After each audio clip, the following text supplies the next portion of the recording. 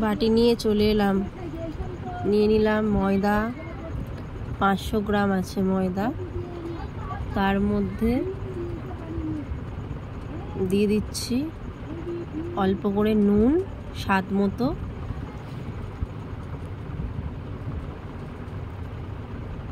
এবারে দিয়ে দেব তেল, সাদা তেল, রিফাইন্ড অয়েল দিয়ে দিলাম। রিফাইন্ড অয়েল ওই 3 চামচ মতন দিয়েছি, 3 টেবিল চামচ মতো দিয়েছি। এবার ভালো করে মিশ্রণটাকে মাখিয়ে নিচ্ছি পুরোপুরি, যতক্ষণ মনে হবে যে হ্যাঁ সব ভালোভাবে মিশে গেছে। দেখুন একটা চাপলে শক্ত শক্ত হচ্ছে, ভালোভাবে মেখে নিলাম। এবারে এটার মধ্যে জল অ্যাড করে ভালো করে একটা শক্ত ডো বানিয়ে নেব। অল্প অল্প করে জল দিয়ে জিনিসটাকে মাখবো। মোটামুটি একটা শক্ত ডো হয়ে গেছে তৈরি। এরকম একটু শক্ত শক্তই মাখবে, বেশি নরম করলে হবে না। এবারে এটার মধ্যে একটু সাদা তেল দিয়ে দিলাম। জাস্ট এটাকে মাখিয়ে ঢাকা দিয়ে রাখার মতন অল্প করে উপর থেকে একটু লাগিয়ে দিলাম।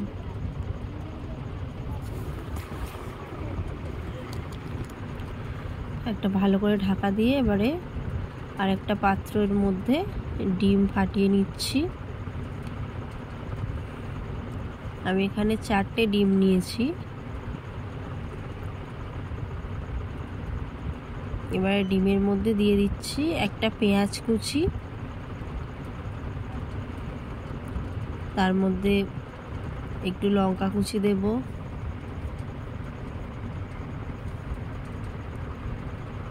ঝাল নিজের আন্দাজ অনুযায়ী, আর একটু আদা রসুন কুচি দিয়ে দিলাম।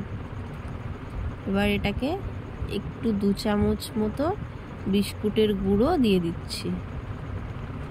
এবার ভালো করে ফেটিয়ে নেব মিশ্রণটিকে।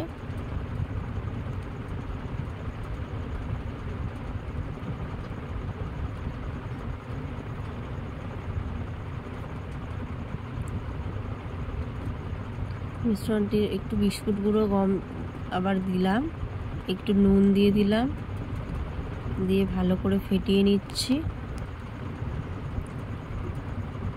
একটু গোলমরিচের গুঁড়ো দিয়ে দিলাম, এটা আপনারা অ্যাভয়েডও করতে পারেন।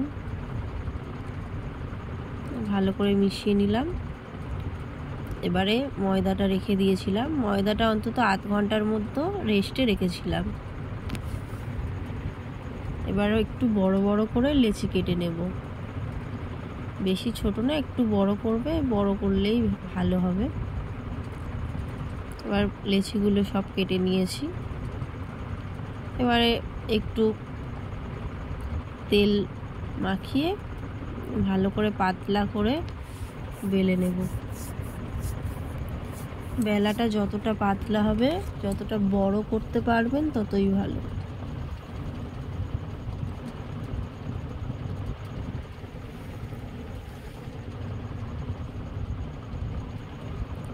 বেশ একটা বড় সড়ো বেলে নিয়েছি। আরও বড় করতে পারলে আরোই ভালো, যতটা বড় করতে পারবেন ততই ভালো, আর জিনিসটা যেন পাতলা করে বেলা যায়। এবার এই মিশ্রণটি মাঝখানে দিয়ে দিলাম যতটা পরিমাণ মতো।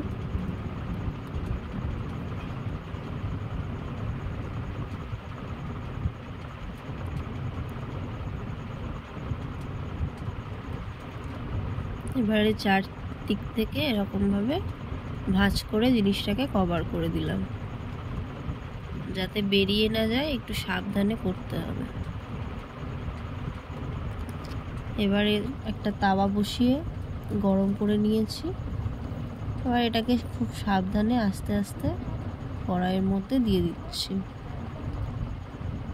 এটাকে যতটা পারবেন লো ফ্লেমে করার চেষ্টা করবেন, তাতে জিনিসটা খুব ভালো হবে।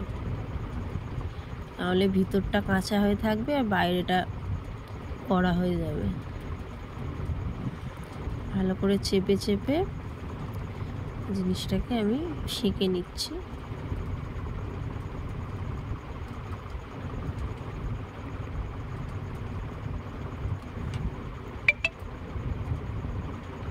এবারে একটু তেল দিয়ে দিচ্ছি, একটু না ভালো মতনই তেল দিতে হবে, অল্প তেলে কিন্তু এই জিনিসটা হবে না।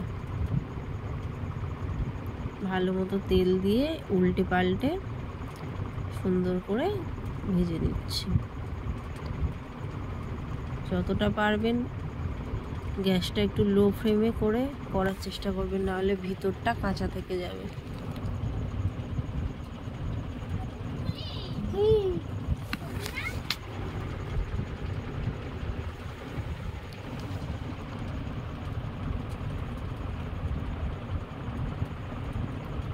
এবার আমি মাঝখান থেকে কেটে নিচ্ছি, 4 টুকরো করে নিচ্ছি। আপনারা 6 টুকরোও করতে পারেন, যদি আরও বড় করতে পারেন তখন 6 টুকরো করলে ঠিক আছে, কিন্তু এটা ছোট্ট মতো তো বেশি বড় করা যাবে না। এবারে ভেঙে গরম গরম আলুর তরকারি পেঁয়াজ দিয়ে মোগলাই পরোটা তৈরি হয়ে গেছে। কি দারুণ তো, দেখেই তো একটা লোভনীয় বলে মনে হচ্ছে। খেতে তো ওই রকম হয়েছিল, দারুণ। আপনারা একবার বাড়িতে ট্রাই করে জানাবেন কেমন হয়েছে।